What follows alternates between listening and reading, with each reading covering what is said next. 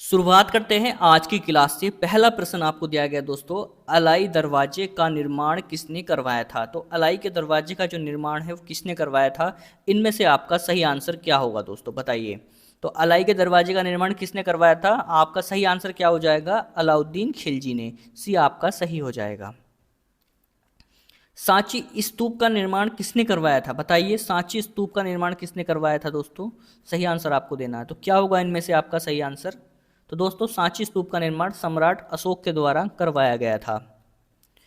अगर पूछ ले कि भाई अलाई दरवाजा कहाँ स्थित है, तो अब बताइएगा अलाई दरवाजा कहाँ पर है, क्या कहाँ पर है बताइए। तो दोस्तों ये दिल्ली में स्थित है, बी आपका सही हो जाएगा। अलाई दरवाजा किस परिसर का भाग है, अगर क्वेश्चन आता है कि भाई अलाई दरवाजा किस परिसर का भाग है, तो आपका सही आंसर क्या हो जाएगा। तो दोस्तों सही आंसर हो जाएगा आपका ये कुतुब मीनार परिसर का एक भाग है, बी आपका सही होगा। क्वेश्चन बनता है कि भाई अलाई दरवाजे की वास्तुकला की विशेषता क्या है। अगर पूछता है कि अलाई दरवाजा जो है उसकी जो वास्तुकला है उसकी विशेषता क्या है, तो इसकी विशेषता क्या हो जाएगी दोस्तों, सही आंसर क्या होगा आपका, इनमें से क्या होगा। तो सही आंसर हो जाएगा आपको इसमें जो है लाल बालुआ पत्थर और संगमरमर का उपयोग किया गया है। भारतीय पंचांग जिसे राष्ट्रीय कैलेंडर कहा जाता है किस संबंध पर आधारित है। तो राष्ट्रीय कैलेंडर जो है यानी कि भारतीय पंचांग जो है वो किस संबंध पर आधारित है, तो ये शक संबंध पर हो जाएगा दोस्तों, सी आपका सही होगा।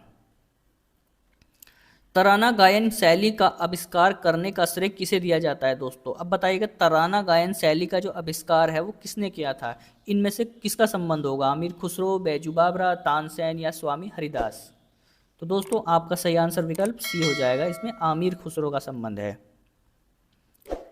उत्तर भारत में मंदिर वास्तुकला की प्रसिद्ध शैली कौन सी थी। तो जो उत्तर भारत में मंदिर बने हुए हैं उनमें जो वास्तुकला का इस्तेमाल किया गया है वो उसकी प्रसिद्ध शैली यानी कि उसकी शैली कौन सी है, किस शैली में ये बनाए गए हैं, कौन सी में बनाए गए हैं दोस्तों। अगर क्वेश्चन पूछ ले डायरेक्ट जवाब देना आपको, जो उत्तर भारत के मंदिर हैं वो नागर शैली में है, बी सही हो जाएगा। ध्रुपद गायकी के प्रवर्तक कौन माने जाते हैं, सही आंसर आपको देना है दोस्तों। तो सही आंसर आपका क्या हो जाएगा, तो ध्रुपद गायकी के प्रवर्तक कौन है, मान सिंह तोमर। ध्रुपद गायकी का संबंध मान सिंह तोमर से है, सी आपका सही हो जाएगा। चार मीनार कहाँ स्थित है दोस्तों। तो चार मीनार कहाँ पर है, किस शहर में है चार मीनार बताइए।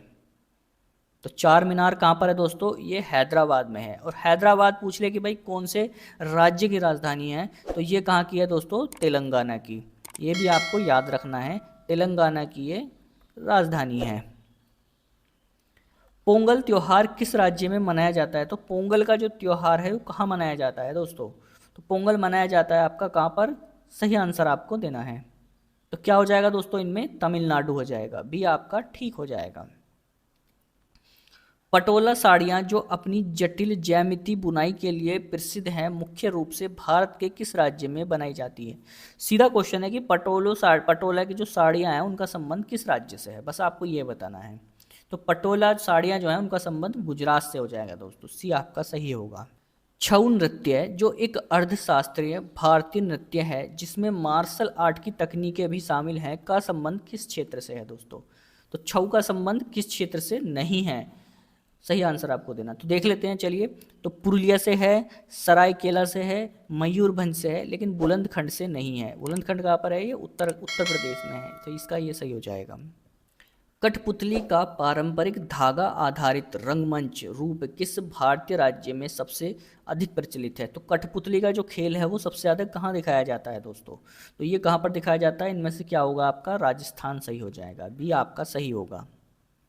पंडित शिव कुमार शर्मा किस संगीत वाद्य यंत्र को बजाने में अपनी महारत के लिए अंतर्राष्ट्रीय स्तर पर प्रसिद्ध हुए।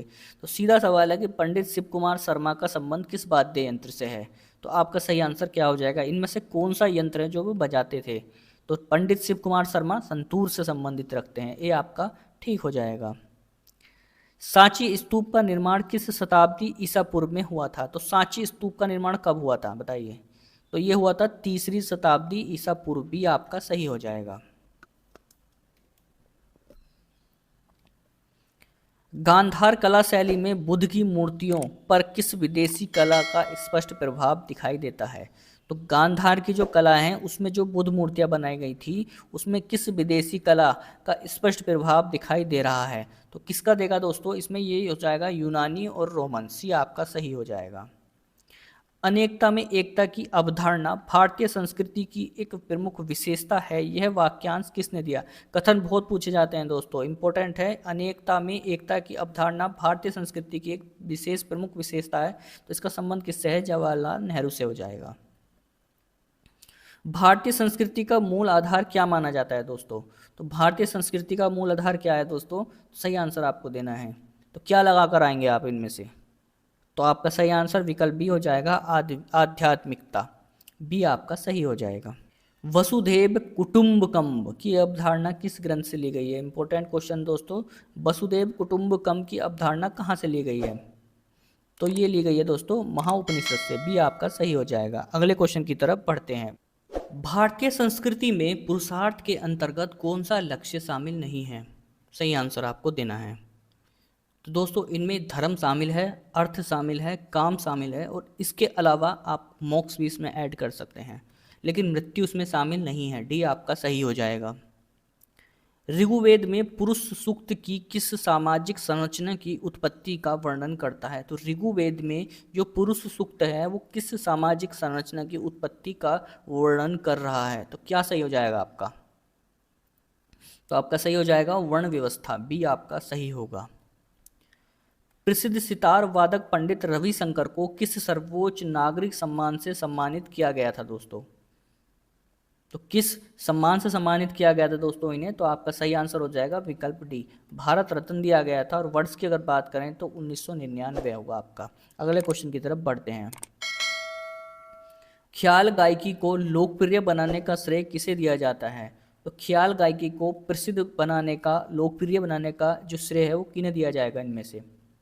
तो आपका सही आंसर क्या हो जाएगा दोस्तों? इंपॉर्टेंट क्वेश्चन है। तो ये हो जाएगा आपका विकल्प सी, सदारंग और अदारंग। अगले क्वेश्चन की तरफ बढ़ते हैं। सतरिया किस राज्य का शास्त्रीय नृत्य है दोस्तों? आपका सही आंसर क्या हो जाएगा?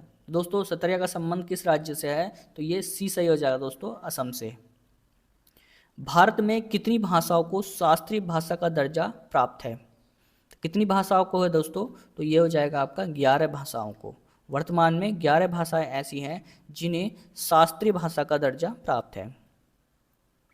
कलरीपयट्टू किस राज्य की एक प्राचीन मार्शल आर्ट शैली है? तो यहाँ पर 2 क्वेश्चन बनते हैं। कलरीपयट्टू और ये एक मार्शल आर्ट शैली है, और किस राज्य की है ये आपको बताना है। तो दोस्तों आपका सही आंसर क्या हो जाएगा? विकल्प बी हो जाएगा, केरल। अगले क्वेश्चन की तरफ बढ़ते हैं। स्वामी विवेकानंद को विवेकानंद की उपाधि किसने प्रदान की थी दोस्तों? तो स्वामी विवेकानंद जी को विवेकानंद किसने कहा था, उपाधि किसने दी थी? तो ये दी थी दोस्तों महाराजा अजीत सिंह ने। भी आपका सही हो जाएगा। थाई पूसम त्योहार किस भारतीय समुदाय द्वारा मनाया जाता है? तो थाई पूसम का संबंध किस राज्य से है या फिर किस समुदाय से है? तो ये तमिल सही हो जाएगा। डी आपका सही होगा। भारत का राष्ट्रीय संग्रहालय कहाँ स्थित है दोस्तों? सही आंसर आपको देना है। तो भारत का राष्ट्रीय संग्रहालय कहाँ पर है, किस शहर में है? तो दोस्तों ये डी सही हो जाएगा, नई दिल्ली में है। तो दोस्तों ये 30 क्वेश्चन हमने किए हैं, और ये बहुत महत्वपूर्ण क्वेश्चन है सरकारी एग्जाम के लिए। जैसे कि आप एसएससी एमटीएस का एग्जाम दे रहे हैं या फिर सुपर टेट का दे रहे हैं, तो उसमें कला एवं संस्कृति से जो भी क्वेश्चन बनते हैं तो यहाँ से आपको देखने को मिल सकते हैं। वीडियो पसंद आई तो लाइक करिएगा, चैनल को सब्सक्राइब करिए। वीडियो देखने के लिए आपका बहुत बहुत धन्यवाद।